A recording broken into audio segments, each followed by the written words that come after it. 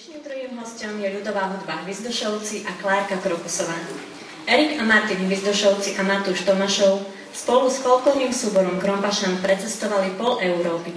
Svoje umenie predviedli v Srbsku, v Taliansku, v Nemecku aj v Poľsku.